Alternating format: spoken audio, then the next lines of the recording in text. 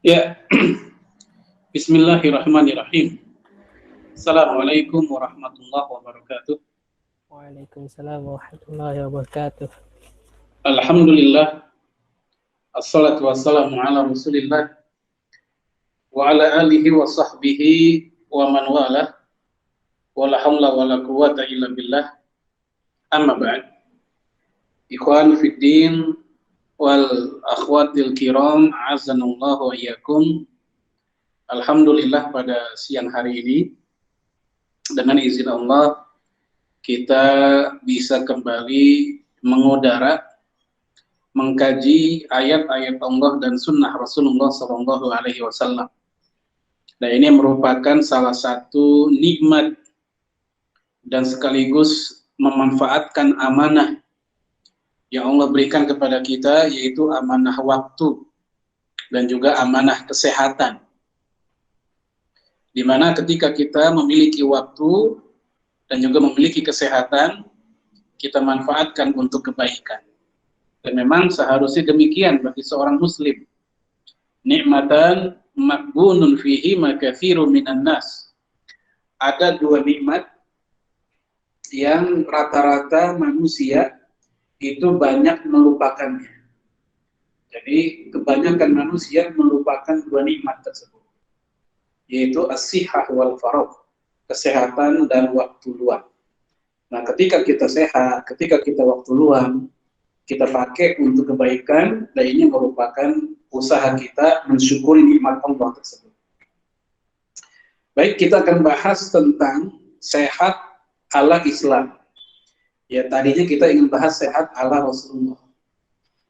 Namun saya lihat kesehatan itu bukan hanya ada dalam sunnah. Ya, dalam Islam kesehatan itu juga disorot atau diperhatikan oleh Al-Quran. Oleh karena itu, supaya tidak pincang, tentu kita sangat berhajat ya untuk juga menjadikan Al-Quran sebagai salah satu pedoman dalam masalah ini. Baik, kita masuk pada slide yang pertama. Silakan antum lihat di situ. Prinsip umum Islam tentang kesehatan. Yang pertama, sebagai bingkai, tolong diingat bahwasanya kesehatan itu nikmat hidup dari Allah. Ini sudah saya bacakan hadisnya barusan. Nikmatan makbunun fihi makatsirun minan nas. Ada dua nikmat, ya tentu nikmat dari Allah, yang banyak manusia makbun, lalai, abaikan, ya, yaitu as-sihhah wal faragh, nikmat sehat dan nikmat waktu luang. Nah, ini perlu diingat. Jadi nikmat itu tidak selalu bermakna kekayaan, materi, tanah, harta, kendaraan, rumah, jabatan, tetapi kesehatan yang kita miliki itu nikmat. Dengan sehat kita bisa makan begitu tenang, nggak khawatir dengan kolesterol, nggak khawatir dengan gula, nggak khawatir ya dengan jantung dan macam-macam. Ini karena nikmat sehat. Dengan sehat kita bisa menikmati ya perjalanan menggunakan mobil, motor, jalan kaki, bisa main futsal dan macam-macam. Dengan sehat ya kita bisa berkumpul di dalam kelas, berkumpul dalam majelis, berkumpul ke masjid. Semua tanpa nikmat sehat boleh dikatakan sulit untuk terwujud. Dan sayang, nikmat sehat ini diabaikan. Orang baru tahu nikmat sehat begitu penting dan mahal ketika sakit. Jadi kalau kita mau tahu standar kekayaan seseorang itu bukan melihat dari berapa rumah yang dia punya, bukan melihat dari berapa mobil yang dia punya, tapi lihatlah berapa lama dia sanggup merawat keluarganya ketika masuk ICU. Ya, orang kalau sudah masuk ICU, ya anggaplah sepekan dua pekan itu sudah mengeluarkan biaya yang banyak, yang membuat orang berpikir panjang, ya orang berpikir ulang untuk tetap di ICU. Akhirnya apa yang terjadi? Ya sudah deh, bawa pulang aja biar meninggal di rumah aja. Itu sampai seperti itu. Ya, akhirnya mobil dijual, rumah dijual, hanya untuk ya penyakit yang juga belum tentu sembuh. Nah, ini nikmat kesehatan. Masuk ke slide selanjutnya. Ya, Allah Subhanahu wa taala mencintai orang-orang yang kuat. Ya, ini juga menjadi bingkai atau prinsip kita dalam membahas masalah ini. Dan kekuatan itu dalam konteks fisik itu hanya bisa terwujud dengan ya kesehatan. Nggak mungkin ada orang kuat, ya kita katakan kuat dalam keadaan sakit. Orang sakit pasti lemah. Lawannya sakit ya adalah sehat. Nah, kawannya sakit adalah ya lemah. Tapi kawannya sehat adalah kuat. Kita lihat dari Abu Hurairah radhiyallahu anhu bahwasanya Rasulullah sallallahu alaihi wasallam bersabda, ya al-mu'minul qawi khairun wa ahabba ila Allah minal mu'min ad-dha'if. Seorang mukmin yang kuat lebih Allah cintai dibanding mukmin yang lemah. Ya. Walaupun ini konteksnya umum. Bisa kuat dalam hal akidah, kuat dalam hal ekonomi, kemandirian ekonomi, dan juga termasuk kekuatan fisik. Orang mukmin yang kuat lebih Allah cintai dibanding mukmin yang lemah. Dengan kekuatan fisiknya dia bisa haji, dia bisa umroh, dia bisa jihad, dia bisa sholat yang lama. Tapi orang ketika sakit, hal-hal tadi sulit untuk dilaksanakan. Yang ketiga, oleh karena itu, kesehatan adalah amanah Allah yang mesti dijaga. Nah, ini sangat penting diingat-ingat, kesehatan itu amanah. Dan yang memberi amanah adalah Allah. Dan kita diperintahkan untuk jangan berkhianat kepada amanah. Ya ayyuhalladzina amanu, wahai orang-orang beriman, la takhunullah wa rasul. Jangan kalian khianati Allah dan Rasulnya. Wa takhunu amanatikum. Dan juga jangan kalian khianati amanah-amanah yang ada pada diri kalian. Wa antum ta'lamun, dan kalian tahu hal itu. Ya, kuliah itu amanah. Buat seorang mahasiswa, kuliah itu amanah. Amanah dari orang tua. Kalau buat yang dapat beasiswa, itu amanah dari yang memberikan beasiswa. Kalau kampus-kampus negeri sehingga biayanya nggak semahal yang swasta, misalnya di dalamnya ada apa istilahnya subsidi dari negara, maka itu menjadi amanah dari negara buat kita. Nah, kesehatan dari Allah, ini amanah dari Allah buat kita. Dan tugas kita terhadap amanah adalah menjaganya, merawatnya. Maka menjaga kesehatan sama juga menjaga amanah dari Allah Subhanahu wa taala yang nggak boleh kita khianat. Masuk slide selanjutnya. Ya. Kemudian konsep yang kedua, setelah kita mengetahui bahwa Islam sangat perhatian dengan masalah kesehatan dan penjagaannya, maka juga perhatian Islam juga tidak kalah kuat, tidak kalah besar terhadap larangan mencelakai diri. Kalau tadi menjaga kesehatan, kalau ini larangan mencelakai atau merusak, membuat sakit diri kita, itu juga terlarang. Ini dua hal yang otomatis seperti dua sisi mata uang. Karena nggak mungkin memerintahkan menjaga kesehatan, saat yang bersamaan tidak melarang hal yang merusak kesehatan, itu nggak mungkin. Ketika diperintahkan jaga kesehatan, pasti ada perintah juga jauhi yang merusak kesehatan. Kita lihat ayatnya dalam surat Al-Baqarah 195. Wala tulqu biaidikum ila tahlukah. Janganlah kamu menjerumuskan, mencelakai dirimu sendiri, ya biaidikum, dengan tanganmu sendiri, ila tahlukah, ke jurang kebinasaan. Merokok, melukai, merusak diri sendiri. Obat-obatan terlarang, minuman keras, ya termasuk juga misalnya ya udah tahu dilarang dan tidak boleh melawan arus di jalan raya, sehingga itu bisa mencelakai diri sendiri dan orang lain, ini pun bagian dari ilan tahlukah, menjerumuskan, membinasakan diri sendiri. Ini semua terlarang. Ya, adapun dalam hadis dari Ubadah bin Samit, anna Rasulullah sallallahu alaihi wasallam qadha alla dararah wa la dirar. Bahwasanya Rasulullah telah menetapkan jangan membahayakan diri sendiri dan jangan ya terjerumus dalam bahaya. Ya, jangan membahayakan orang lain dan jangan kita sendiri terjerumus dalam bahaya. Ya, sehingga orang merokok itu membahayakan diri sendiri dan orang lain, perokok pasif. Ya, melawan arus di jalan raya membahayakan diri sendiri dan orang lain. Dalam Islam semua ini terlarang. Ya, terlarang dalam artian ya para ulama mengatakan diharamkan. Bukan sekedar dilarang itu makruh.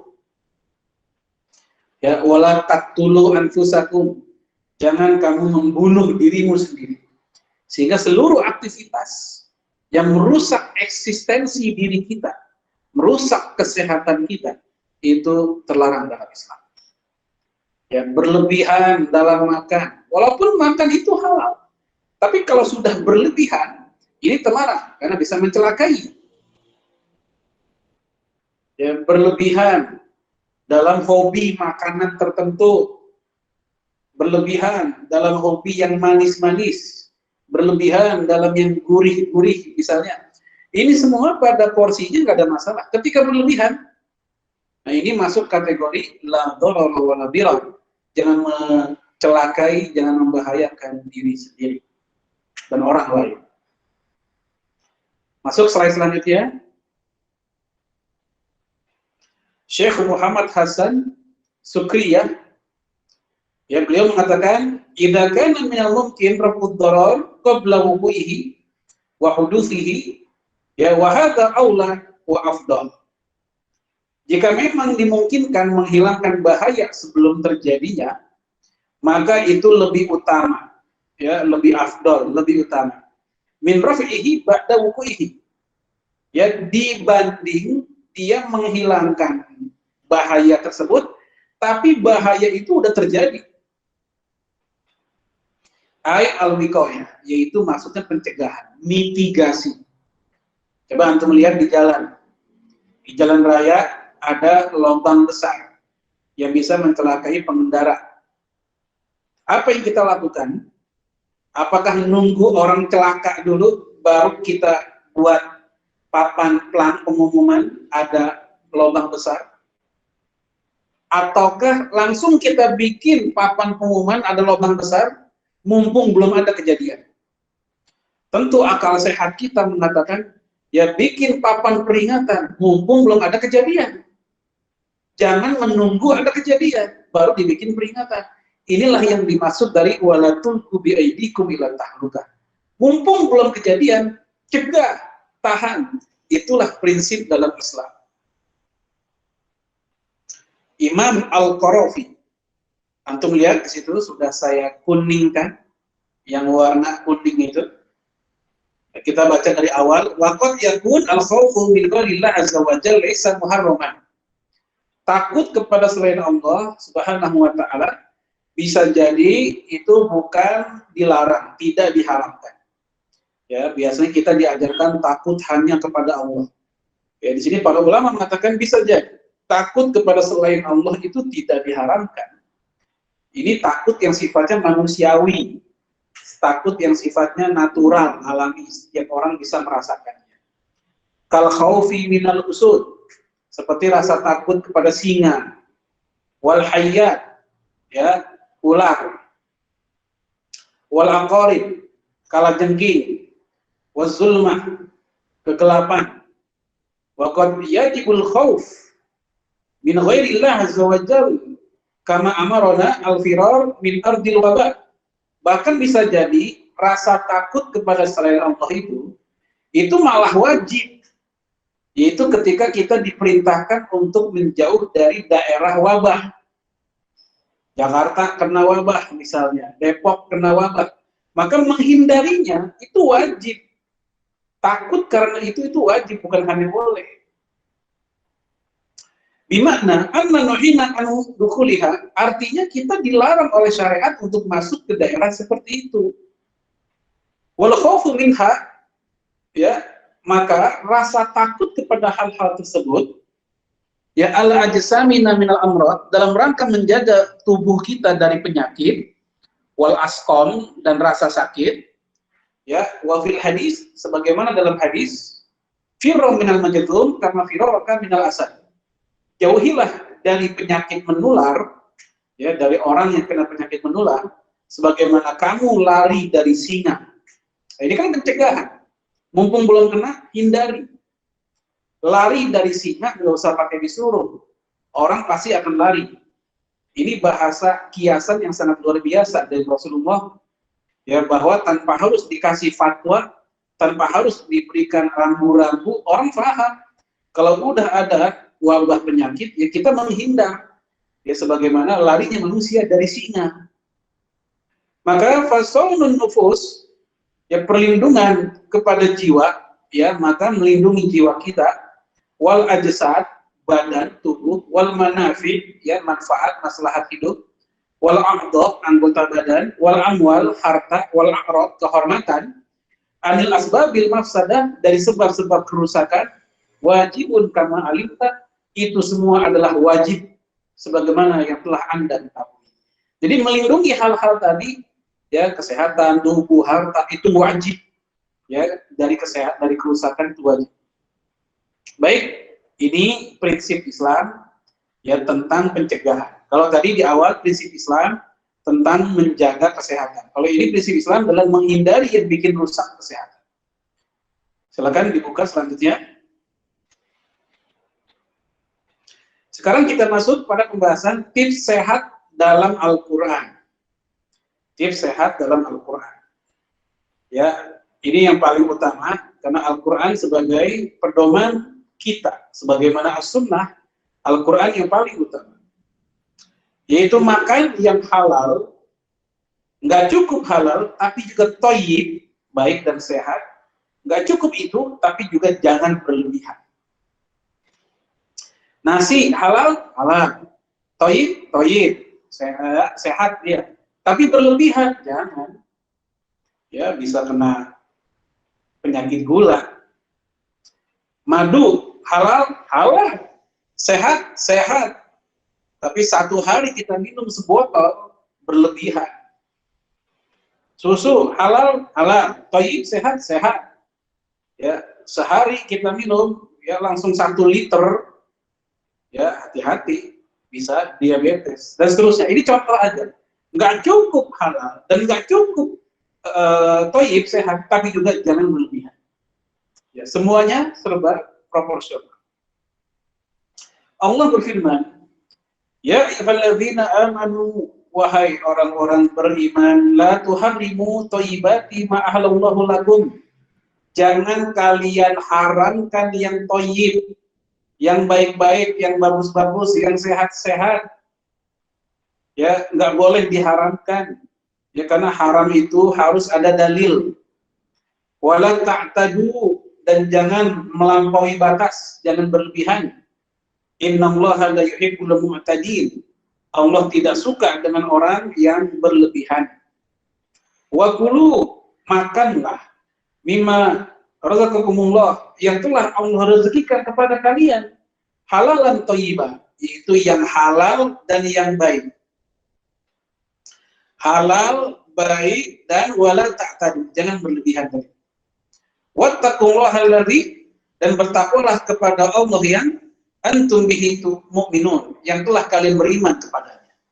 Jadi ayat ini sudah mencakup betapa sempurnanya cara Allah dalam menjaga kesehatan hambanya, yaitu makanan halal, kemudian sehat, dan jangan berlebihan.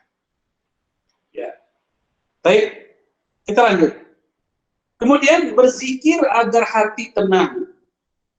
Ya, kita bisa nanya ke kawan-kawan kita yang kuliah di kedokteran atau para dokter sendiri.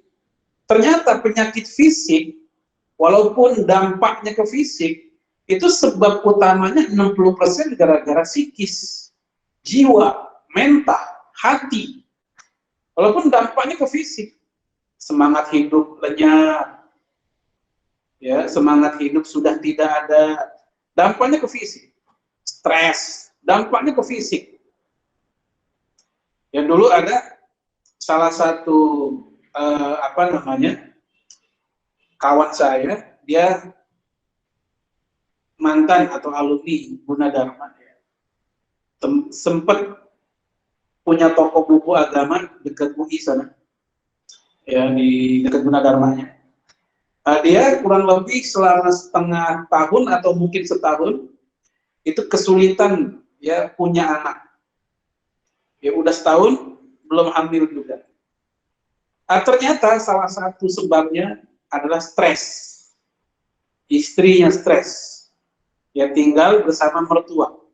Nah, ketika mereka ngontrak, berpisah, sudah mulai tenang, sudah mulai agak bebas, ternyata kemudian Allah berikan mereka anak. Nah, ini kita lihat. Jadi yang namanya ketenangan jiwa ada pengaruh terhadap kesehatan fisik. Makanya Allah berfirman tentang urgennya kita menjaga ketenangan hati kita. Alladzina amanu, yaitu orang-orang yang beriman. Ya, wa tatma'annu qulub, mereka, hati mereka tentram, ya, bizikrillah, dengan berzikir kepada Allah. Ala tohilah, ya, bizikrillah tatma'innul qulub, dengan ingat kepada Allah, dengan berzikir kepada Allah, maka hati menjadi tenang. Dengan beragam zikir, hati menjadi tenang. Bingung dengan kondisi ekonomi keluarga di masa pandemi, berzikirlah kepada Allah.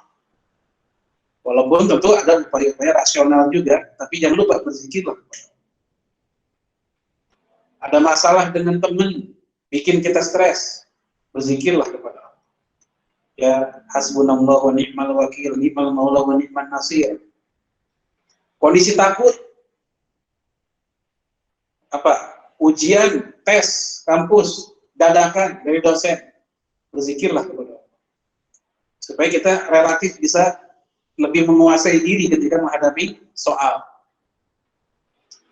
Kemudian bersyukur atas nikmat kesehatan. Supaya apa? Supaya Allah tambah. Wa in ta'adzana rabbukum la in syakartum la azidannakum wa la in kafartum inna 'adzabi lasyadid. Dan ingatlah tatkala Tuhanmu memaklumkan, ketika Allah mengumumkan, sesungguhnya jika kamu bersyukur, pasti kami akan menambah nikmat. Termasuk kesehatan kita. Kita bersyukur, Allah kasih tambah kenikmatan kesehatan itu. Bagaimana mensyukuri kesehatan? Yaitu manfaatkan untuk kebaikan ketika sehat. Untuk dakwah, berbakti kepada orang tua, belajar yang giat, itu amanah dari orang tua. Ya, tilawah, mentoring jangan dilupakan, dan seterusnya. Ini semua dalam rangka bagian dari mensyukuri kesehatan dari Allah. Isi semuanya dengan kebaikan. Kalau tidak, wala in kafartum, kalau tidak, kalian kufur malah, inna adzabi lasyadid, azabku sangat pedih. Kita pakai kesehatan kita untuk kejahatan, keburukan, kelalaian, saya khawatir kesehatan kita ringkih, badan kita rapuh dan ringkih. Baik, lanjut. Menjaga kesucian dan kebersihan. Wudu, istinja, dan mandi. Ya, wudu sehari 5 kali pengen sholat, itu jelas kebersihan. Istinja dengan sebaik-baiknya, sebersih-bersihnya, jelas itu kesehatan. Mandi juga demikian. Dan ini semuanya diajarkan dalam Islam. Ya, bahkan dijadikan salah satu sebab turunnya cinta Allah. Allah mencintai orang-orang yang mensucikan dirinya. Ya, Allah berfirman, fihi rijalun, ya, di dalam surat yang lain, ya, bukan di situ. Di Itu Al-Maidah ayat 6, dan surat yang lain At-Taubah, surat At-Taubah ayat 108 kurang lebih. Fihi rijalun yuhibbu ayyatatahharu wallahu yuhibbul mutahhirin. Di dalam masjid itu ada kaum, ada laki-laki yang senantiasa mensucikan dirinya, dan Allah cinta kepada orang yang mensucikan dirinya. Kita lihat. Jadi yang namanya wudu, istinja, mandi, bukan sekedar kesehatan, tapi turunnya cinta Allah kepada mereka. Ya ayyuhalladzina amanu, wahai orang-orang beriman, idza kumtum ila shalah faghsilu wujuhakum. Kalau kalian pengen sholat, maka basuhlah wajah kalian, cuci muka. Ya. Wa aydikum, kemudian tangan kalian, ilal marafiq, sampai ke siku. Dari tangan ke siku, sunnahnya begitu. Dari siku ke tangan boleh, tapi kalau lebih sunnah dari tangan telapak ke siku. Ya, kalau nggak sampai siku nggak sah. Wamsahu birusikum, dan basuhlah kepala kalian, kepala. Ya, afdolnya seluruh bagian kepala. Ubun-ubun saja sudah cukup dalam mazhab Syafi'i. Afdolnya seluruhnya. Kemudian juga ya kaki-kaki kalian. Wa arjulan ilal ka'bain. Ya, sampai ka'bain, sampai mata kaki. Wa in kuntum junuban, kalau kalian dalam keadaan junub, fatahharu, maka bersucilah, yaitu mandi. Ya, kalau tadi ngomongin wudu, ini ngomongin mandi, fatahharu. Wa in kuntum mardha aw ala safarin, tapi kalau lagi sakit atau safar, ya, au ja'a ahadun minkum minal ghaib, atau kalau kalian dalam keadaan ya baru balik dari tempat buang air atau kakus, aw lamastumun nisa, atau habis menyentuh perempuan, istri, ya falam tajiduma, sementara air enggak punya, maka fatayammamu sa'idan thayyiban, bertayamumlah dengan menggunakan pasir yang atau tanah yang baik, tanah yang suci. Famsahu biwujuhikum, caranya basuh wajah, wa aidikum, dan tangan kalian, minhu, dengan ya debu tersebut. Baik.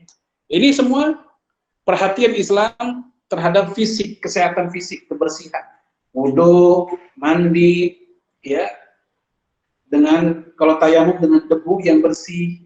Karena debu itu yang bersih, dia bisa menghilangkan najis, menghilangkan penyakit-penyakit. Ya, seperti misalnya kenapa, apa rahasia liur anjing itu dianjurkan dihilangkan pakai tanah? Karena bakteri-bakteri yang ada pada liur anjing tersebut atas jilatannya itu bisa dihilangkan dengan sempurna dengan tanah. Ya, dibanding dengan air saja, maka dengan tanah itu terangkat semuanya. Semacam ada kersik yang bisa mengangkat itu semua. Lanjut. Ya. Minum susu sapi, kambing, atau unta. Ya. Jadi bukan hanya susu kambing. Sebagaimana sering kita disampaikan masalah itu. Ya, walaupun hadis-hadis tentang susu kambing juga banyak, tapi jangan lupa hadis tentang sapi, susu sapi juga banyak. Unta juga demikian. Intinya tiga hal ini, tiga hewan ternak ini, susunya menyehatkan, bukan hanya kambing sebenarnya. Yang penting proporsional, itu intinya. Kita lihat dalilnya. Ya, wa inna lakum fil an'ami la'ibrah. Dan sesungguhnya pada binatang ternak itu ada benar-benar terdapat ibrah, pelajaran. Nuskikum mimma fi butunihi.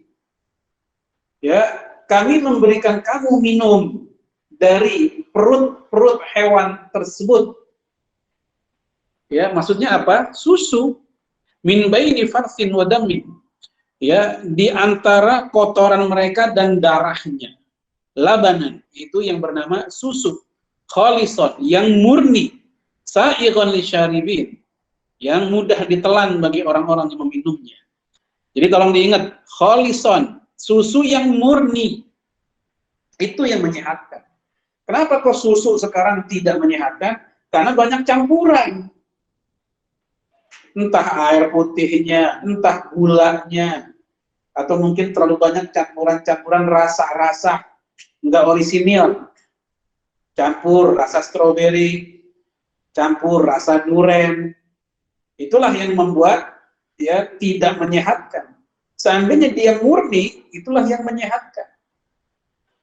Imam Ibnu Katsir memberikan penjelasan dalam tafsirnya, yang dimaksud dengan al-an'am, hewan ternak dalam ayat tersebut, wahya al-ibil, yaitu unta, susu unta, wal baqar, ya susu sapi, wal ghanam, dan juga kambing. Jadi sekali lagi, bukan hanya susu kambing, pada prinsipnya dalam Al-Quran, semua susu hewan-hewan ini menyehatkan. Yang penting proporsional, seimbang. Ya. Dan satu lagi yaitu murni. Ya, baik. Lanjut. Ya, selanjutnya makan buah-buahan dan minum madu secara proporsional juga. Ya, hal ini juga Allah tegaskan di dalam Al-Qur'an. Ya, summa kuli min kulli thamarat fasluki. Kemudian makanlah dari tiap-tiap macam buah-buahan dan tempuhlah jalan Tuhanmu yang telah dimudahkan bagimu. Ya, fasluki subula rabbi. Ya, fasluki subula. Ya, hendaknya kalian ikut subul. Subul itu jamak dari sabil. Ya, jamak dari sabil. Ya, jalan-jalan. Jadi banyak jalan yang bisa ditempuh. Ini bagi manusia, ini konteksnya adalah ya kepada Maryam, ya saat itu sedang membicarakan tentang Maryam. Kemudian selanjutnya yaitu tentang lebah. Di situ Allah menceritakan tentang madu, tentang lebah. Yakhruju min butuniha, yang keluar dari perutnya. Syarabun, ya syarab, minuman, maksudnya madu. Mukhtalifun, yang berbeda-beda. Alwanuhu fi, warna-warnanya. Syifa'un linnas, sebagai obat bagi manusia. Inna fi dzalika laayah. Yang dibalik hal itu ada tanda-tanda ayah. Ayah itu tanda-tanda kebesaran Allah liqaumi yatafakkarun, bagi kaum yang mau berpikir. Taib ini tentang madu dan buah-buahan. Dan yang lebih utama, yang lebih duluan adalah buah, baru makanan. Nah, orang kita punya kebiasaan buahnya justru belakangan dengan alasan pencuci mulut. Itu cara orang barat. Sementara cara Rasulullah SAW, buah itu duluan. Ya, buah duluan, setelah itu minum, ya, kemudian makan. Ya, nanti kita lihat dalilnya. Kemudian seimbang antara tidur dan kerja, antara istirahat dan beraktivitas seimbang. Ya, kalau ada orang bilang makanya banyak-banyak tidur, itu nggak benar juga. Yang benar adalah tidur yang cukup, bukan banyak tidur. Ya, waja'alna naumakum subata, dan kami jadikan ya tidur kalian sebagai istirahat. Waja'alna laila libasa, dan kami jadikan malam hari buat kalian sebagai pakaian. Maksudnya apa pakaian? Melindungi diri dari kejahatan. Karena kejahatan di malam hari banyak. Ya, kita tidur, istirahat di rumah, libasa. Ya, waja'alna nahara ma'asya, dan kami jadikan siang hari itu buat kalian sebagai waktu nyari nafkah, ma'asya, ma'isya. Ya, untuk bekerja. Makanya kalau ada orang bekerja kebalik, siangnya tidur, malam kerja, itu kebalik sebenarnya. Ya, walaupun itu juga bukan larangan, itu bukan larangan. Tapi yang jelas secara sunatullah manusia kerja itu ya kayak sekarang dari pagi sampai sore, malam istirahat. Orang kita kebalik-balik, malam malah main badminton, malam main futsal. Ya, sementara tidur Pagi-pagi, harusnya pagi-pagi setelah dia sholat, tilawah, olahraga. Ya, setelah mau lari, mau jalan, mau berenang, ini malah tidur, bangun jam 12. Malamnya dia beraktivitas. Nah, karena faktor kebalik-balik ini, makanya kita lihat banyak yang ya penyakit walaupun usia masih muda, walaupun rajin olahraga. Kenapa? Karena nggak proporsional. Melawan sunnatullah dan menabrak ayat ini. Walaupun itu bukan keharaman, ya, karena ada pekerjaan tertentu yang mau nggak mau harus malam. Security malam. Ya, penjaga perbatasan, penjaga gedung, penjaga apa lagi, dan macam-macam. Ya, atau di pabrik, shift-shiftan, itu kadang malam juga ada. Lanjut. Sekarang tips sehat dalam sunnah. Ya, tips sehat dalam sunnah. Yang pertama, bangun pagi. Ya, Rasulullah SAW berdoa, Allahumma barik li ummati fi bukuriha. Ya Allah, berikanlah keberkahan kepada umatku di pagi harinya. Inilah kenapa para ulama memakruhkan tidur habis sholat subuh. Ya, karena mereka telah menyia-nyiakan waktu berkah. Waktu berkah, waktu segar, waktu sehat, waktu di mana diberikan rezeki, ya seperti yang dikatakan oleh Imam Ibnu Qayyim. Makanya Rasul mendoakan semoga Allah memberkahi umatku di pagi hari. Ini malah tidur. Ya, langsung habis subuh dia tidur. Masih bagus setelah subuh. Ini enggak subuh tidur juga. Ya, bangun-bangun jam 9, 10. Itu sering terjadi kalau lagi hari liburan. Ya, ini yang pertama, bangun pagi itu sehat.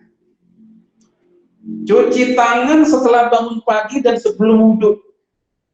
Ya, kenapa? Karena kita nggak tahu waktu tidur tangan kita menyentuh apa. Apa menyentuh kotoran, menyentuh najis, maka dianjurkan begitu bangun untuk mencuci tangan. Ya, apalagi sebelum wudhu, cuci dulu. Wa idza istayqaza ahadukum min naumi falyaksil yadahu. Kalau di antara kalian bangun dari tidurnya, maka cucilah tangannya. Qabla ayadkhulaha fi wudhu'ihi, sebelum dia memasukkan tangannya untuk wudhu. Fa in ahadakum la yadri aina batat yaduhu. Karena kamu nggak tahu semalam tangan kamu lagi di mana. Ya, kamu tidak tahu semalam tangan kamu bermalam di mana. Ya, karena kita lagi tidur nggak sadar. Awal tidur kita tidur dengan rebahan, ya, dengan tangan terlentang misalnya. Tahu-tahunya begitu bangun dalam keadaan tertelungkup, dalam keadaan tengkurap. Karena kita nggak sadar.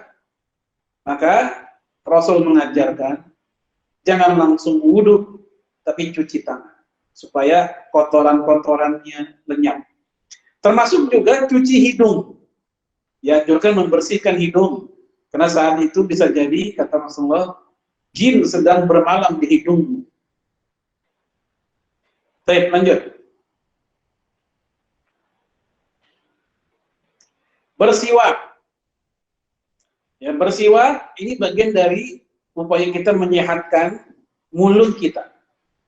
Ya, karena siwak itu membuat Allah senang dan membuat segar mulut. Laula an asyqa ala ummati au ala nas lamartuhum bisiwaki ma'a kulli shalah. Seandainya tidak memberatkan umatku atau manusia, niscaya aku perintahkan mereka bersiwak pada setiap sholat. Ya, kalau emang nggak ngeberatin, akan Allah suruh, akan Rasul suruh selalu bersiwak saban sholat atau saban wudhu. Tapi karena itu khawatir memberatkan, akhirnya Rasul pun tidak memerintahkan. Sehingga ini hanya sunnah, bukan wajib. Ya, ini kesehatan. Dan zaman sekarang kalau siwak tidak ada, ya boleh diganti, kita konversi dengan pasta gigi yang halal. Ya, dengan cara nyikat gigi juga yang benar. Jangan sampai terlalu kuat, justru melukai dinding-dinding mulut atau gusi, malah luka dan sariawan. Ya, keseringan gosok gigi enggak pada jadwal juga nggak bagus, iritasi. Ya, kulit itu rongga-rongga mulut akan iritasi. Kemudian menjalankan sunnah fitrah. Al-fitratu khamsun.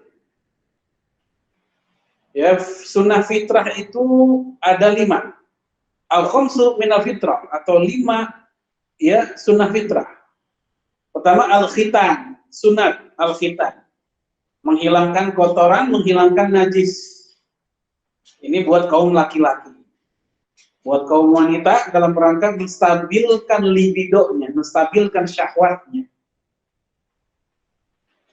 Yang kedua, wal istihdar, mencukur rambut kemaluan. Ini pun juga dalam rangka menjaga kesehatannya. Ya, menjaga kesehatan. Kemudian, wa natful ibid, yaitu mencabut rambut ketiaknya. Sementara Imam Syafi'i mengatakan, aku lebih suka dengan cara dicukur dibanding dicabut. Walaupun secara makna sama-sama boleh. Ya, dan juga wa taqlimul azfar atau azofir, yaitu memotong kuku. Waqsu syarib, kemudian mencukur atau memendekkan kumis. Ya, untuk yang terakhir ini buat kaum laki-laki. Untuk yang poin pertama sampai poin yang keempat itu sunnah baik laki-laki dan perempuan. Ya, ini semua dalam rangka menjaga kebersihan fisik. Sebagaimana bersuci, ini melengkapi kebersihan fisik kita. Maksimal 40 hari. Ya, maksimal 40 hari. Untuk rambut, maluan, kumis, tiak, dan seterusnya. Ya, kalau khitan, tentu sekali aja. Kemudian, jemaah sekalian, kita masuk berpuasa. Ini juga bagian dari upaya menjaga kesehatan. Ya, sumu tasihu, berpuasalah kamu, niscaya kamu akan sehat. Ini hadis dhaif. Sudah saya sebut di situ, ini hadis dhaif, lemah. Namun walaupun dhaif, secara makna benar. Ya, penelitian sudah banyak bahwa kesehatan itu salah satu cara menjaganya adalah dengan berpuasa. Membersihkan lambung, membersihkan usus kita dengan berpuasa. Ya, apalagi setelah berhari-hari, berbulan-bulan kita isi dengan makanan dan menjadi kotoran, ya, kita bersihkan dengan cara berpuasa. Walaupun hadisnya dhaif, namun secara makna benar. Lanjut. Air putih segar, air manis dan kurma. Air putih segar ini sangat disukai oleh Rasulullah. Air manis ini bisa memunculkan energi, tenaga, karena ada gula di situ yang bisa menghasilkan energi. Kemudian kurma, ya, kurma Madinah, kurma ajwa. Dalam hadis Sahih Muslim, kalau kita makan 7 butir di pagi hari, maka kita akan terlindung di hari itu dari kejahatan, dari hal-hal yang buruk. Ya, kalau kita makannya di malam hari juga demikian. Itu kurma ajwa, kurma Madinah. Ya, sekarang kita lihat ya bahwasanya Rasulullah Shallallahu Alaihi Wasallam itu diceritakan karena ya ahabas syirab, bahwasanya minuman yang paling disukai ila Rasulullah Shallallahu Alaihi Wasallam oleh Rasulullah Alaihi Wasallam yaitu al-hulwa al-barid. Ya, al-hulwa al-barid, yaitu air yang manis. Ya, air yang manis. Ya, asal proporsional tadi ya. Ini hadis Imam Tirmidzi, sanadnya sahih. Kemudian juga ketika Rasulullah Shallallahu Alaihi Wasallam berbuka puasa, Rasulullah mendahulukan dengan yaitu rutobat. Lihat di situ di hadisnya rutobat. Apa rutobat? Kurma basah. Kurma basah. Buah dulu. Ya, buah dulu. Kalau tidak ada, fatamarot. Apa tamarot? Kurma kering. Kurma kering. Ya, fa'ilam yakun tamarot. Kalau kurma kering tidak ada, Maka Rasul pun akhirnya dengan ya air putih. Jadi dia minum dengan beberapa teguk air. Ya, baik. Ini apa namanya dengan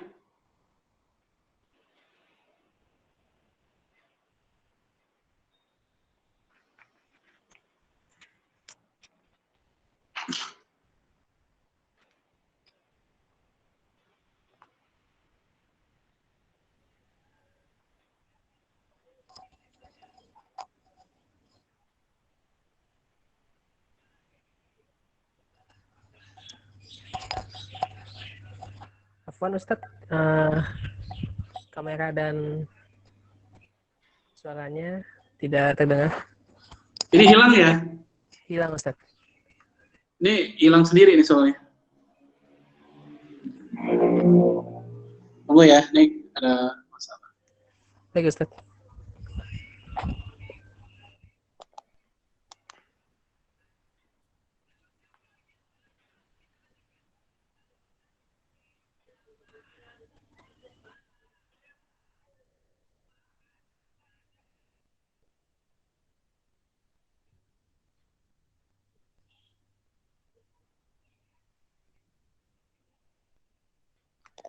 Udah masuk lagi ya?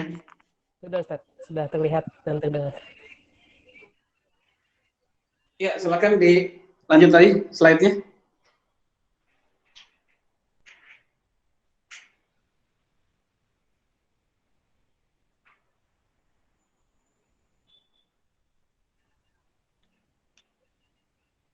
Ini udah slide yang terbaru Ustadz.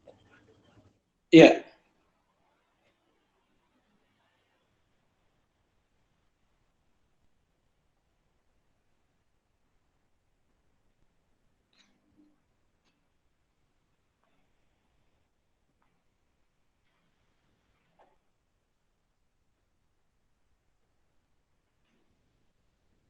Belum muncul ya?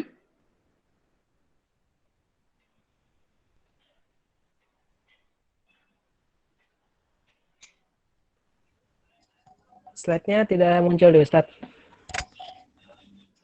Iya. Oke, slide-nya belum muncul. Oke, sebentar Ustadz. Apakah sudah terlihat Ustadz? Belum. Di antum sendiri udah kelihatan, Bang? Sudah terlihat Ustadz. Hah? Sudah terlihat Ustadz. Udah kelihatan? Di Ana sudah terlihat Ustadz. Di sini kok belum ya? Nah, tuh baru kelihatan. Oke, siap Ustadz. Oke, kita lanjut. Ya, itu jangan meniup makanan dan minuman. Nah, ya Rasulullah melarang ayyatanaffasa fil ina'i aw yanfukha fihi. Ya Rasulullah melarang bernafas di bejana atau meniup ya saat minum. Ini jelas ya karena emang ada kotoran, kemudian ada hasil pernafasan kita karbon dioksida yang bisa nyampur ke situ. Ini terlarang. Dan juga mengajarkan kesabaran. Biasanya orang niup itu karena panas. Ini sekaligus pendidikan atas kesabaran. Jadi kalau pengen buru-buru adem atau dingin ya kipas pakai tangan aja. Atau kita aduk-aduk juga lama-lama menghangat gitu. Rasulullah tidak suka dengan makanan yang masih panas. Ngepul itu Rasulullah nggak suka. Aisyah bercerita makanan ya Rasulullah itu tidak suka kalau masih berasa gitu, nggak mau dia. Karena memang bisa merusak. Itu bisa merusak mulut kita. Ya jaringan-jaringan yang ada di mulut, epitel dan lain-lain itu ya anak-anak biologi ya pasti ingat dengan itu. Itu bisa rusak. Kemudian hindari makan dan minum sambil berdiri. Ya walaupun ini bukan yang diharamkan untuk minum, para ulama mengatakan makruh kecuali ada hajat. Ya untuk makan para ulama mengatakan ya tidak haram. Ya ada yang mengatakan makruh, ada yang mengatakan itu bertentangan dengan etika saja. Ya walaupun sekali lagi tidak ada yang mengharamkan makan berdiri, namun etikanya dan sekaligus lebih sehat, lebih berwibawa adalah dengan cara duduk. Dan sayang di masyarakat modern Yang seperti ini malah nggak difikirkan. Lihat kalau lagi acara pernikahan, ya acara pernikahan, standing party, itu orang-orang paham agama, paham ngerti kesehatan, dokter, ya, atau misalnya pejabat, tamunya ratusan ribuan, bangku hanya ada di pojok-pojok saja, mereka berdiri. Ya, ini kondisinya memang, ini udah gozul fikri, sehingga pernikahan itu ya masih seperti itu. Tapi kalau di kampung-kampung, alhamdulillah pernikahan justru masih pakai tenda dan bangku atau kursi. Ya, masih mendingan orang kampung walaupun pendidikannya biasa saja, mereka paham masalah itu. Ya, dari Anas bin Malik radhiyallahu anhu dari Nabi sallallahu alaihi wasallam, dari Nabi bahwa Nabi bersabda, ya, bahwa Nabi mengatakan annahu naha ayasrabar rajul qa'iman. Rasulullah melarang seseorang minum sambil berdiri. Qala Qatadah berkata, fakulna fal aklu. Ya, bagaimana kalau makan sambil berdiri? Faqal Anas bin Malik menjawab, dzaka asyar au akhbas. Itu lebih parah lagi. Lebih buruk, ya, lebih parah, lebih jelek. Kenapa? Kata Imam Ibnu Hajar, karena dia lebih lama makan, itu lebih lama prosesnya dibanding minum, sehingga potensi berbahayanya lebih. Ya, sekali lagi kalau dalam keadaan memang bisa duduk-duduklah. Ya, kalau memang kondisi tidak memungkinkan, ya, untuk duduk seperti dalam keadaan di kereta penuh, minum nggak bisa duduk, nggak kebagian, mau nggak mau kita berdiri, dan seterusnya. Tapi inilah ya di antara bimbingan dalam Al-Quran dan As-Sunnah, ya, dalam konteks kesehatan. Ya, bagaimana Islam sangat begitu perhatian secara lengkap dari hal-hal yang sifatnya konsepsi, ya, sampai hal-hal yang sifatnya praktis. Ini belum semua kita bahas. Ya, kita belum bahas tentang adab-adab makan dalam Islam yang itu dampaknya pada kesehatan. Ya, kita belum bahas sejauh itu. Tapi ini menunjukkan dan sudah mewakili, inilah cara Rasulullah, kemudian bimbingan Allah dalam Quran untuk hamba-hambanya dalam menjaga kesehatan. Baik, mungkin kita bisa lanjutkan dengan diskusi. Silakan jika ada yang perlu ditanyakan. Hadanallahu wa iyyakum ajma'in. Assalamualaikum warahmatullahi wabarakatuh. Waalaikumsalam warahmatullahi wabarakatuh. Jazakallahu khairan Ustadz Farid yang telah menyampaikan materi tadi terkait dengan tips, ya, yang ada di dalam Al-Quran dan juga dalam sunnah gitu untuk kesehatan. Sebelum kita lanjut ke sesi diskusi atau tanya jawab, mengingatkan sekali lagi kepada para peserta kajian salam untuk bisa mengisi presensi yang ada di kolom chat. Oke, selanjutnya kami akan buka sesi tanya jawab. Untuk silakan bagi para peserta kajian salam yang ingin bertanya kepada Ustadz Farid mengenai bersangkutan, bisa ketik di kolom chat.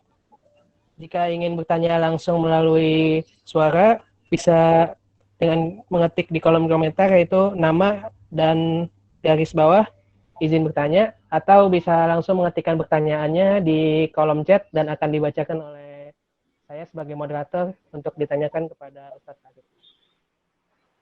Silahkan. Ya, itu di kolom chat sudah ada, ya? Oh ya Ustadz, ada di kolom chat dari saudari Ajeng. Ustadz izin bertanya, bagaimana tips menjaga kesehatan dalam Islam untuk anak kos yang merantau? Karena terkadang sulit untuk melakukannya. Lalu bagaimana cara menasihati teman-teman kita yang masih sudah tahu tapi abai, seperti suka makan berlebih, meniup makanan panas atau makan berdiri dan lain-lain. Karena kita terkadang paham teori tapi realitanya belum dilaksanakan. Iya. Ya, jazakillah khairan buat siapa nih, Mbak Ajeng, ya, atas pertanyaannya. Bagaimana tips menjaga kesehatan bagi anak kos? Sebenarnya begini, secara prinsip global ya tidak ada perbedaan antara anak kos atau yang bukan anak kos, antara bujangan atau para gadis dengan yang sudah nikah. Pada prinsip globalnya sama, sebagaimana yang tadi sudah kita bahas begitu. Barangkali yang berbeda adalah yaitu lingkup sosialnya, kontrol sosialnya. Kalau di rumah, kita bisa dikontrol oleh orang tua, dikontrol oleh saudara, atau kalau konteksnya orang tua dikontrol oleh anak. Pak atau Bu atau Ma, ya itu kok makan itu kan bukannya emak lagi sakit dan seterusnya. Jadi ada kontrol. Tapi kalau di kos seorang diri, ya teman kosnya lagi nggak ada kuliah, ya nggak ada yang kontrol. Nah dalam masalah seperti ini, maka buat anak-anak kos itu kullu nafsin bima kasabat rohina. Ya setiap orang memang harus menjadi penanggung jawab atas dirinya sendiri. Makan kira-kira ambilnya jangan banyak-banyak, lauk seimbang, sambel, kalau yang doyan sambel hati-hati sakit perut, yang demen manis-manis hati-hati, sekarang sih nikmat manis-manis, masih muda, ya usia masih 19, 20, nanti umur 40 udah kena ya diabetes, kan kasihan. Biasanya diabetes itu kena 50, 60, zaman sekarang diabetes 30, 20 sudah ada. Karena mungkin nggak dikontrol ketika masa-masa muda atau sekolahnya. Menasehati teman-teman yang nggak kurang lah dalam masalah adab-adab makan. Yang paling utama kita dulu memberikan teladan. Ini paling utama. Lisanul hal afsah min lisanil maqal. Memberikan keteladanan itu lebih tajam pengaruhnya dibanding perkataan. Ya kenapa banyak orang yang masih cuek terhadap adab? Karena bisa jadi orang-orang yang membicarakan adab pun tidak melakukan apa yang dia bicarakan, itu masalahnya. Sehingga nggak ada model, ya tidak ada duplikat yang bisa dia lihat dari sunnah-sunnah tersebut. Nah, ini oleh karena itu ya saya minta kepada para ikhwan, para akhwat di Salam, jadikan diri kita semua di kampus atau di kos-kosan itu menjadi anggaplah emas atau mutiara di tengah yang lain. Ini loh cara Islam dalam masalah etika makan, walaupun kita nggak bilang-bilang. Kita mah nggak usah bilang secara verbal, ini cara makan Islam. Cukup kita contohin aja, cuci tangan dulu, kita doa dulu. Ya ketika kita masih panas itu nasi, masih panas itu teh, ya kita aduk saja, ya, sampai memang adem, nggak usah terburu-buru. Misalnya, kalau kita mau makan pakai tangan, 3 jari, ini memang sunnah. Ya, kalau nggak bisa 3 jari, ya mungkin karena makan bubur ayam 3 jari mah nggak habis-habis, begitu kan? Ya udah, makan pakai sendok aja kalau bubur ayam, jangan 3 jari. Jadi intinya kasih contoh. Masalah duduk juga tadi, nggak berdiri. Contoh, teman kita, kakak kelas kita, alumni nikah, dia ada pesta pernikahan, ya ternyata maunya orang tua di gedung, dan di gedung itu nggak ada kursi yang memadai. Mau nggak mau kita akhirnya pada berdiri. Nah, kita memberikan contoh saat itu, berdiri atau duduk. Kita lihat, ternyata masih ada bangku kosong 1. Kita datang ke sana. Ya, kita duduk. Ini menjadi contoh. Walaupun barangkali saat itu banyak orang nggak ngelihat kita.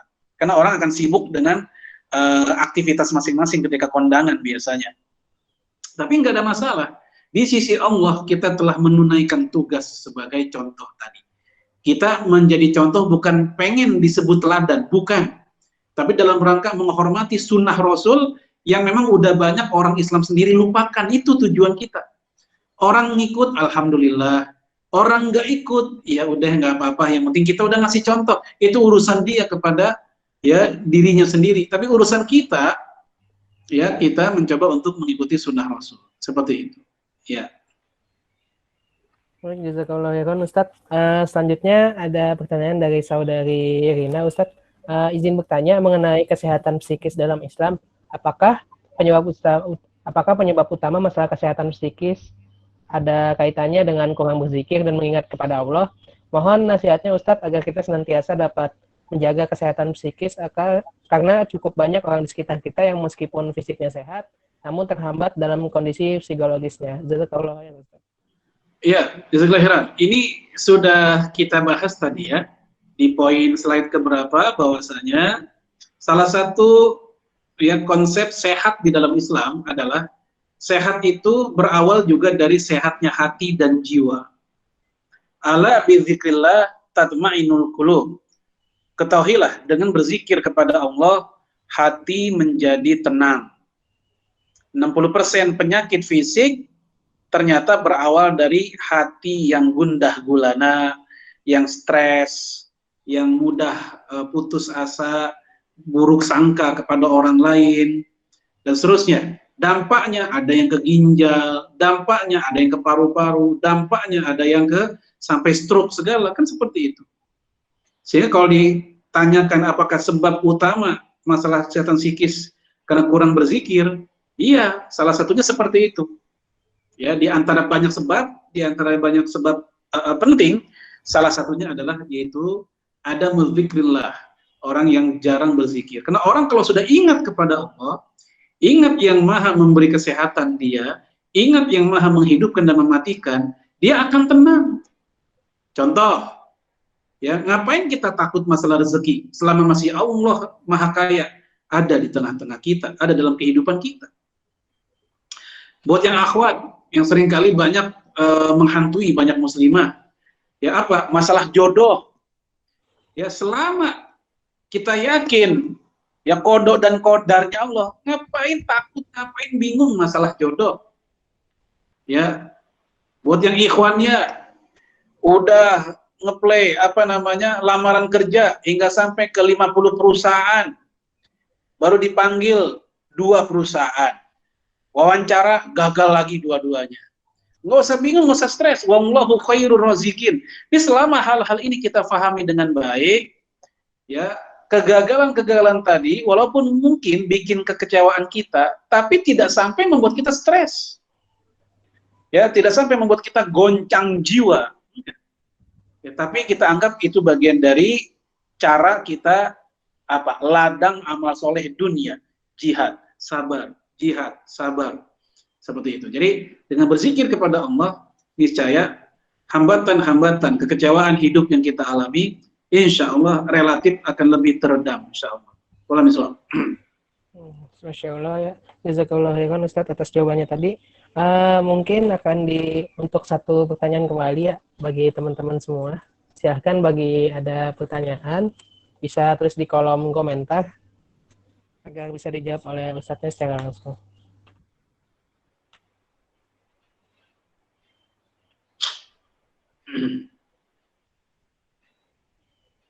Akan ditunggu ya selama 1 menit. Jika tidak ada, akan dilanjutkan ke sesi selanjutnya.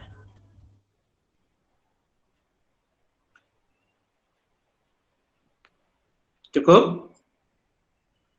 Ya, mungkin tidak ada pertanyaannya Ustaz. Sekali lagi bagi para peserta kajian salam, apakah ada yang ingin bertanya? Mungkin bisa ditulis terlebih dahulu ingin bertanya.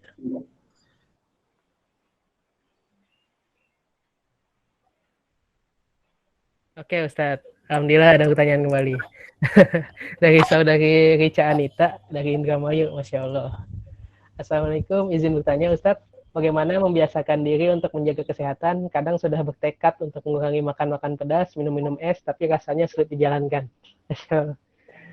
Ya, Waalaikumsalam warahmatullahi wabarakatuh. Ya, ini dari Mbak Rika ya, dari Indramayu, jazakillah khairan. Jadi ini memang salah satu istilahnya tantangan buat kita semua. Kenapa saya bilang buat kita semua? Karena saya yakin setiap kita punya makanan favorit atau tipe makanan favorit, tipe ya, bukan hanya makanan tapi tipe. Ada orang yang suka dengan makanan pedas, maka apapun yang pedas dia suka. Ya, yang terjadi adalah hilang keseimbangan, ada tawazun. Ya, atau ada orang suka makanan yang selalu gurih, yang gurih-gurih, yang asin-asin, darah tinggi itu. Kalau manis, ya diabetes kan begitu. Apapun yang gurih dia suka. Ada acara, ada makanan, ada pastel, ada apa lagi tuh biasanya, risol, ada dadar gulung, segala macam. Yang habis di depan dia pasti yang gurih, yang manis nggak dimakan. Nah, jadi yang kayak gini di satu sisi kita tidak bisa menyalahkan secara mutlak karena memang itu udah hobi. Tapi di sisi lain bagi seorang muslim yang ingat dengan konsep tadi, menjaga kesehatan, dia harus udah bisa ngerem. Apalagi kalau konteksnya ini buat bapak-bapak, ibu-ibu yang sudah berumur, udah mulai 40-50. Karena umur 40-50 itu ada bom waktu dalam tubuhnya yang akan bisa meledak kapan saja. Entah jantungnya, entah struknya, kan begitu. Nah, ini jangan mentang-mentang umur masih 19, masih 20, mumpung masih muda, bebas. Jeroan, hajar. Ya, duren, hajar. Ntar baru mulai ringkih, dampaknya 15 tahun kemudian, baru berasa itu biasanya. Maka sekali lagi, satu hal yaitu tekan, tahan hawa nafsu. Ya, ini istilahnya syahwatul butun, syahwat perut, tahan syahwat perutnya. Pengen pedes-pedes, ya sedikit aja. Pengen yang dingin-dingin, ya kita bikin target aja. Saya ambil contoh sederhana ya, trik sederhana. Di rumah saya, anak saya itu sangat suka yang namanya mie rebus, mie instan ya, mie instan campur telur. Ya, saya bilang sama anak saya, silahkan makan kayak begini, tapi ada jadwal. Nggak boleh lebih lebih cepat dari 4 hari sebelumnya. Kalau anak kos mungkin agak susah ya, anak kos bisa tiap hari makan mie rebus terus, mie instan terus kalau anak kos. Tapi ketika mereka bersama orang tua, kita bikin peraturan. Kapan terakhir makan mie instan? Senin. Sekarang baru Rebo, belum boleh. Tunda, Jumat, Sabtu. Nah, seperti ini kita bikin untuk diri sendiri. Kapan terakhir kita makan gado-gado pedas? Kapan terakhir kita makan bakso yang pedas? Oh, baru kemarin, tahan, tunggu 5 hari lagi, dan seterusnya. Ini kalau nggak seperti itu, kita nggak akan pernah terbiasa untuk memaksa diri kita sehat. Jadi itu contoh aja secara teknis seperti itu. Kalau misal. Masya Allah, jazakallah khairan Ustadz atas jawabannya terhadap pertanyaan dari saudari Rica Anita. Ya, alhamdulillah teman-teman semua kita telah sampai di penghujung acara ya, pas di jam 14.30 alhamdulillah. Sebelumnya mengucapkan terima kasih kembali kepada Ustadz yang telah memberikan materi mengenai tips kesehatan itu dalam Islam dan dalam sunnah. Ya, sebelumnya akan dibacakan sedikit ringkasan materi yang disampaikan oleh Ustadz. Yang pertama, prinsip umum dalam Islam tentang kesehatan itu, yang pertama itu kesehatan itu nikmat dari Allah Subhanahu wa taala yang kita sering lalaikan. Lalu yang kedua, maka dari itu Islam menekankan dalam kesehatan itu, dan kesehatan adalah sangat penting dalam Islam. Yang kedua, Allah mencintai orang yang kuat. Yang ketiga, ada kesehatan adalah sebuah amanah yang diberikan oleh Allah Subhanahu wa taala. Lalu ada juga perhatian Islam itu tentang menjaga diri dan larangannya dalam mencelakai diri kita. Salah satunya ini ya, di tengah kita COVID-19 ini nih, pertama jangan mencelakakan diri kita ke kebinasaan. Lalu yang kedua, jangan membahayakan dan terjerumus dalam bahaya, seperti itu. Dan di dalam Islam sendiri boleh kita takut terhadap hal-hal yang jelas gitu, seperti yang sudah jelas pada saat ini ada virus COVID-19 dan juga hal-hal jelas lainnya. Insya Allah itu juga termasuk takut kepada Allah Subhanahu wa taala, seperti itu. Lalu ada pula tips sehat dalam Al-Quran, seperti makan yang halal, thayyib, dan jangan berlebihan, berzikir agar hati tenang, bersyukur atas nikmat kesehatan, lalu ada menjaga kesucian dan kebersihan, minum susu sapi, kambing, unta, makan buah dan minum madu, dan juga seimbang antara tidur dan bekerja. Lalu dalam sunnah disebutkan juga bahwa pertama bangun pagi, yang kedua cuci tangan setelah bangun pagi dan sebelum wudhu, yang ketiga ada bersiwak, yang keempat menjalankan sunnah fitrah yang disebutkan 5 tadi oleh Ustadz, dan yang kelima ada puasa, lalu ada minum air putih segar, air manis dan kurma, dan jangan meniup makanan dan minuman, dan yang terakhir hindari makan dan minum sambil berdiri. Semoga apa yang Ustadz sampaikan tadi dari materi maupun atas pertanyaan teman-teman tadi, semoga menjadi ilmu kepada kita semua dan bisa kita amalkan di kehidupan sehari-hari. Lagi juga kalau Ustadz yang telah menyampaikan materi pada kali ini, semoga kita mendapatkan keberkahan di dalamnya dari yang memberikan materi maupun yang mendengarkan materinya seperti itu. Untuk majelis kali ini, marilah kita ucapkan hamdalah bersama-sama. Alhamdulillah. Amin. Istighfar sebanyak-banyaknya dan seikhlas-ikhlasnya. Astagfirullahaladzim. Dan kita tutup dengan doa kafaratul majelis. Subhanakallah.